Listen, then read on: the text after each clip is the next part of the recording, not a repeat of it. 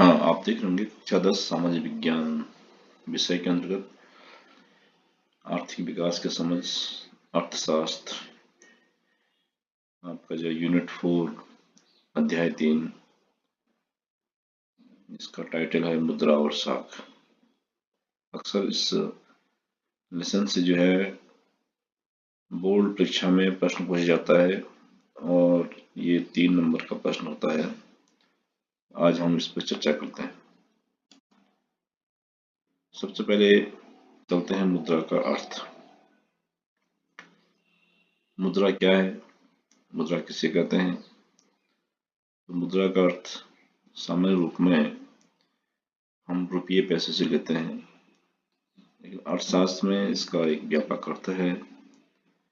अर्थशास्त्र में हम मुद्रा जो व्यापक क्षेत्र में विनिमय का माध्यम, मूल्य का मापक और स्थगित भुगतानों के मान और मूल्य के संचय के साधन के रूप में सामान्य रूप से स्वीकार की जाती है एवं जिसे राजकीय संरक्षण अथवा मान्यता प्राप्त होती है, उसे हम मुद्रा कहते हैं। इसमें कुछ शब्द आप देख लेंगे। व्यापक क्षेत्र, दूसरा होगा विनिमय का माध्यम और तीसरा है मूल्य का मापक और चौथा है स्थगित भुगतानों के मान। एक वस्तु से दूसरी वस्तु की प्रत्यक्ष विनिमय को हम वस्तु विनिमय कहते हैं। क्या क्या कठिनाई थी, ये भी बहुत महत्वपूर्ण है, ये प्रश्न भी पूछा जा सकता है। सबसे पहले दोहरे संयोग का अभाव था, दूसरा मूल्य का मापन का अभाव था, तीसरा वस्तु विभाजन में कठिनाई, चौथा मूल्य संचय का अभाव था, स्थान परिवर्तन की समस्या थी, भावी भुगतान की असुविधा थी। तो ये कठिनाई में ये सारी चीजें आ जाती हैं। अब आता है मुद्रा के कार्य। मुद्रा के मुख्य रूप से 2 कार्य हैं। पहला प्राथमिक, से प्रधान कार्य भी कहते हैं, और दूसरा है सहायक या इसको गौण कार्य भी कहते हैं। तो पहला कार्य तो वही जो हमने परिभाषा में बताया था, विनिमय का माध्यम है, मूल्य का मापक। ठीक है। दूसरा क्या है? स्थगित भुगतान का आधार। जो भी आप बैंक में आप सेविंग के रूप में पैसा रखते हैं, जमा के रूप में पैसा रखते हैं, रुपया रखते हैं, धन रखते हैं, मुद्रा रखते हैं, उसको आप भविष्य में उसका भुगतान आपको किया जाता है। यानी कि अभी आपने उस भुगतान को स्थगित किया है, जब भी आपको जरूरत पड़ती है तो बैंक में आप जाते हैं और अपनी मुद्रा आप लेते हैं, तो वह तब तक आपने उस भुगतान को स्थगित किया है। तो ये यहाँ पे ये व्यवस्था है कि आप जब चाहे आप बैंक से आप उसको जो जमा है आपका मुद्रा, उसको विड्रॉल कर सकते हैं। तो ये आपको जो है ये सारी चीजें इसमें मिल जाती हैं। मूल्य का संचय भी है भाई, आप बैंक में रखते हैं, बैंकिंग सिस्टम में जाते हैं, तो उसमें आपका जो रुपया पैसा मुद्रा जो भी है, जिस रूप में आपने रखा होगा, करेंसी के रूप में रखा होगा, तो वह आपका मूल्य का वहां पे संचय हो रहा है, वो मूल्य जमा हो रहा है आपका। भविष्य में उस पर जो है आपको जो भी अतिरिक्त ब्याज के रूप में आपको प्राप्त होता है, उससे आपका जो है मुद्रा में वृद्धि होती है। तो ये मूल्य का एक प्रकार का संचय भी है, आप उसको जमा कर सकते हैं मूल्य के, उसका आगे मूल्य उसका किस प्रकार से बढ़ता है, ये सारी चीजें उसमें निहित है। तीसरा मूल्य का हस्तांतरण। इसमें जो मुद्रा है उसको आप हस्तांतरण कर सकते हैं एक हाथ से दूसरे हाथ, इसको मूल्य का हस्तांतरण भी कहते हैं। जो उसकी वैल्यू है वो वैल्यू वही रहती है जब आप हस्तांतरण करते हैं। इसमें कोई भी, जैसे हमने पहले देखा होगा, यहाँ पे मुद्रा का हस्तांतरण नहीं हो रहा है, यहाँ पे स्थान परिवर्तन की समस्या हो रही है। एक स्थान से दूसरे स्थान जो है ये विनिमय नहीं हो पा रहा है, वस्तु विनिमय, और भावी भुगतान की असुविधा जो हमने यहाँ पे नहीं है क्रय विक्रय प्रणाली में, जो कि यहाँ पे असुविधा है। यहाँ पे वस्तु विनिमय प्रणाली में ये असुविधा है और वहाँ पे सुविधा हो, आप देख रहे होंगे आगे जो है भावी भुगतान वहाँ पे आसानी से हो जाता है, लेकिन यहाँ पे वस्तु विनिमय प्रणाली में नहीं होता है। तो मूल्य का संचय का भाव भी है यहाँ पे, जो जो हमारा जो है क्रय विक्रय प्रणाली में नहीं देखा जाता है। इस प्रकार से अब आता है साख, क्रेडिट इंग्लिश में बोलते हैं। इसका जन्म क्रेडो शब्द से हुआ है, जिसका अर्थ है विश्वास। बैंक में आप जाते हैं तो बैंक में आपकी क्या साख है, या आम भाषा में लोग कहते हैं आपकी साख क्या है।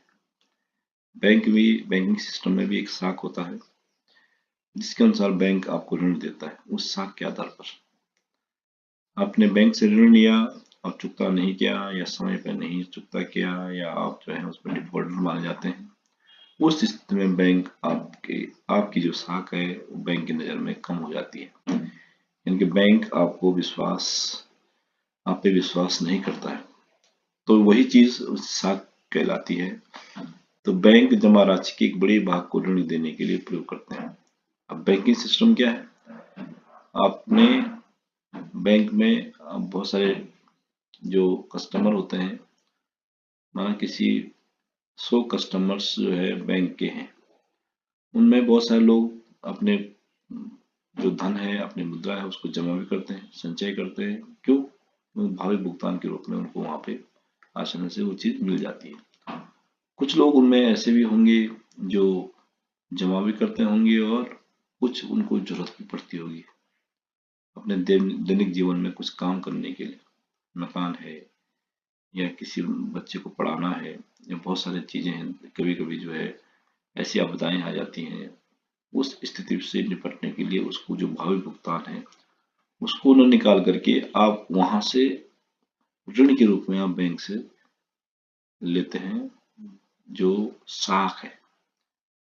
साख के रूप में आप बैंक को पास जाते हैं और बैंक से आप ऋण के रूप में आप उसको लेते हैं, तो उस पे आपको ब्याज देना पड़ता है। तो ब्याज का जो सिस्टम है, आपसे कितना ब्याज लेना है, ये बैंकिंग सिस्टम पर निर्भर करता है। तो विभिन्न आर्थिक गतिविधियों के लिए ऋण की मांग रहती है। बिना ऋण के जो है कोई भी काम नहीं हो सकता है। तो बैंक जमा राशि का लोगों की ऋण आवश्यकताओं को पूरा करने के लिए प्रयोग करते हैं। जो जमा राशि है, उस बैंक में लोगों के जो पैसे हैं, जो मुद्रा है, उसका भुगतान आपको क्या लिया जाता है, किसके रूप में? ऋण के रूप में। तो उस पर ब्याज लगता है, तो वो ब्याज, उस ब्याज से बैंक जो है अन्य लोगों का जो भावी भुगतान है उसको निर्धारित करता है, उनको भी उसके रूप में ऋण उनके रूप में जो है उसको ब्याज के रूप में उनको भुगतान करता है, उस ब्याज से जो ब्याज आपने बैंक को दिया है, एक क्रेडिट के रूप में। इस प्रकार बैंक जो है जिनके पास अतिरिक्त राशि है, यानी जमा करता है, और जिन्हें राशि की जरूरत है, जो कर्जदार है, के बीच एक मध्यस्थता का कार्य करता है। जो जमा कर रहा है और जो कर्ज ले रहा है, उनके बीच एक जो है मध्यस्थता का काम बैंक करता है। बैंक जमा पर जो ब्याज जमा करता को देते हैं, उससे ज्यादा ऋण पर ब्याज ऋण से लेते हैं। सीधी बात हमने पहले कह दी। कर्जदारों के लिए लिए गए ब्याज एवं जमाकर्ता को दिए गए ब्याज के मध्य का फर्क बैंकों की आय का एक स्रोत होता है। जितना बैंक ने ऋण दिया और जितना बैंक में जमा हुआ, जमा पे जो आप बैंक ब्याज देगा, जो ऋण पे ब्याज हमसे लेगा, उसके बीच में जो आय होगी वो बैंक की आय होती है। इससे बैंकिंग सिस्टम चलता भी है। तो ऋण से हमारा तात्पर्य एक सहमति से है, जहां ऋणदाता ऋणी को धन, वस्तु या सेवाएं प्रदान करता है और इसके बदले में भविष्य में ऋणी से भुगतान का वादा करता है। तो ये साख का अर्थ हमने बताया आपको। अब आता है साख के कौन कौन से स्रोत। साख हमको कहाँ से प्राप्त हो सकता है। तो साख को हमने दो भागों में बांटा, औपचारिक साख और अनौपचारिक साख। औपचारिक में सीधे आप जो है उस सिस्टम से जुड़ते हैं, यानी कि आप जो है जो बैंकिंग सिस्टम है वहां जाते हैं और वहां जो जमा करते हैं और आप उस पर ऋण लेते हैं। जो जमा करता होता है, जो लोग जमा करते हैं, और जो ऋण लेते हैं, साख लेते हैं, वो कर्जदार होते हैं। जो धन निकालते हैं और ब्याज पाते हैं, यानी कि जो धन निकालते हैं और ब्याज पाते हैं वो जमाकर्ता होते हैं, जो ऋण लौटाते हैं और ब्याज देते हैं वो कर्जदार होते हैं। तो इन बीच का जो गैप हमने बताया था आपको, बैंकों की आय जो है इससे बनती है। तो इसमें व्यापारिक बैंक औपचारिक क्षेत्र से ऋण की स्रोत है, कोऑपरेटिव बैंक है, सोसाइटीज हैं, जो क्षेत्रीय बैंक है, और नाबार्ड जो कृषि को ऋण देता है। इस प्रकार से औपचारिक क्षेत्र है। और अनौपचारिक क्षेत्र में आपको तुरंत ब्याज की ऋण की जरूरत है, तो कहाँ से लेंगे आप? बैंकिंग सिस्टम तो आप बैंक तो 10 बजे से खोलेंगे, या रात को आपको जो कहीं से लेना है तो गांव में जाएंगे आप, तो ग्रामीण साहूकार होते हैं, महाजन होते हैं, देसी बैंकर होते हैं।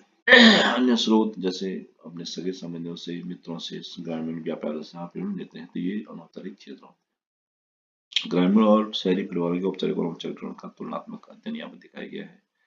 2012 में 1000 ग्रामीण परिवारों के साख के स्रोत इस प्रकार से, साहूकारों से कितना ऋण लिया और आपका व्यवसायिक बैंक से कितना ऋण लिया, आपका जो है सहकारी समिति से कितना ऋण लिया। तो यहाँ पर देख रहे होंगे सबसे ज्यादा परसेंटेज जो है साहूकार से ऋण लिया लोगों ने, 33% देख रहे होंगे। उसके बाद जो है कोऑपरेटिव सोसाइटी से लोगों ने ऋण लिया, वो 29%। और उसके बाद जो है आपका जो औपचारिक स्रोत है और अनौपचारिक स्रोत है, रिश्तेदार मित्र 8% और व्यावसायिक बैंक 25%।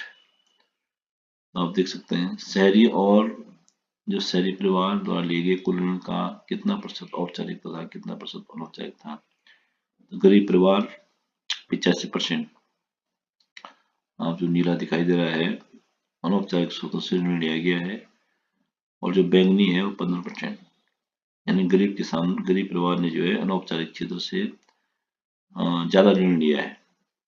अनौपचारिक क्षेत्र से मतलब जो 85% जो है यहाँ गरीब लोगों ने अनौपचारिक क्षेत्र से ऋण लिया है, और 15% सिर्फ औपचारिक क्षेत्र से ऋण लिया है। कम संपत्ति वाले परिवार, इन्होंने 53% जो है अनौपचारिक क्षेत्र से ऋण लिया है, और 47% औपचारिक क्षेत्र से ऋण लिया है। समृद्ध परिवार देख लेंगे ठीक उल्टा हो गया है। जो समृद्ध परिवार है वो औपचारिक क्षेत्र से उन्होंने 72% ऋण लिया, और 28% जो है अनौपचारिक क्षेत्र से ऋण लिया। और जो अमीर परिवार होते हैं वो 90% औपचारिक क्षेत्र से ऋण लेते हैं, 10% जो है अनौपचारिक क्षेत्र से ऋण लेते हैं। इसमें आप देख रहे होंगे ठीक अमीर और गरीब इन दोनों का तुलनात्मक अध्ययन करेंगे आप, तो ठीक उल्टा होता है। जहां गरीब परिवार जो है सबसे ज्यादा ऋण जो है अनौपचारिक क्षेत्र से लेता है, वहीं जो अमीर परिवार होता है वो सबसे ज्यादा ऋण जो है औपचारिक क्षेत्र से लेता है। तो यहाँ पे ये हमने कंपेरिजन किया। अब आता है क्वेश्चन आंसर्स। पहला प्रश्न है मुद्रा किसे कहते हैं, मुद्रा के कार्य लिखिए। साख किसे कहते हैं, साख के स्रोत लिखिए। वस्तु विनिमय से आप क्या समझते हैं, वस्तु विनिमय की प्रमुख घटनाएं को स्पष्ट कीजिए। मुद्रा और साख में अंतर स्पष्ट कीजिए। ऐसे प्रश्न जो है बोर्ड में पूछे जाते हैं।